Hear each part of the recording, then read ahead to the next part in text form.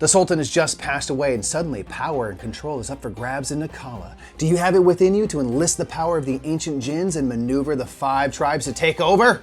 Hey there, my name is Mike Murphy. I'm one half of the Brothers Murph here on Board Game Geek. Now this episode of In Focus is sponsored by the Board Game Geek store, and I'm going in focus on 5 tribes, the Jinns of Cathala, designed by Bruno Cathala and released by Days of Wonder. In 5 tribes, you're going to be maneuvering meeples around a set of tiles Mancala style, and each of the different colored meeples act differently, and there's a few different powers on the tiles themselves. So I think we should go down to the table to go a little more in focus on 5 tribes. In 5 tribes, you will randomly place out the 30 tiles and then populate each tile with meeples in the 5 colors representing the 5 tribes. Each are used in different ways.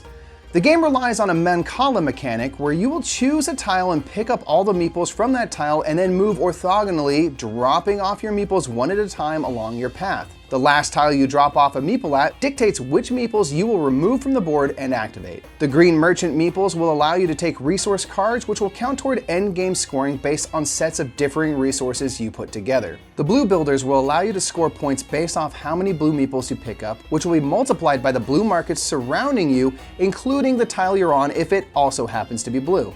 The yellow viziers are collected in front of you and will each be worth 1 point at the end of the game. Additionally, the player with the most viziers at the end of the game will receive a bonus of 10 points. The red assassins will get to kill a meeple present on the board or stored in front of a player, and the distance is determined by the amount of red meeples you collected that turn.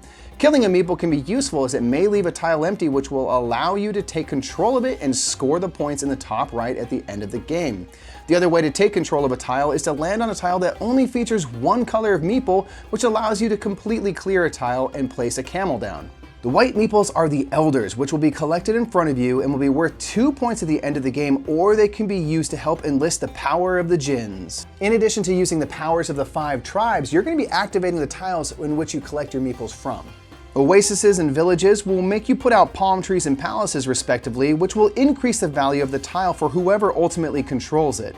Small and large markets will allow you to spend victory points to purchase cards from the resource row to build out those sets, and the sacred places allow you to spend your elders and fakirs to acquire the services of the jinns. Jinns will provide persistent effects and effects that require additional elders and fakirs to activate. The game is played over several rounds in which players bid to determine turn order.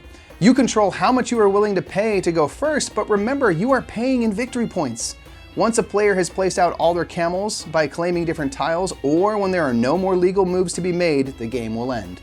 And that's just a small glimpse at this puzzly Mancala and Cathala game. 5 tribes is always going to play differently because you have a completely random setup, and it's going to afford you opportunities to have big scores and interesting moves as you pick up and drop off people along your journeys. For more information about 5 tribes, consider reading or watching a review on the page for 5 tribes over at BoardGameGeek.com. Until next time, I've been Mike Murphy, one half of the Brothers Murph, here in Board Game Geek, going in focus on 5 tribes. Have a great day.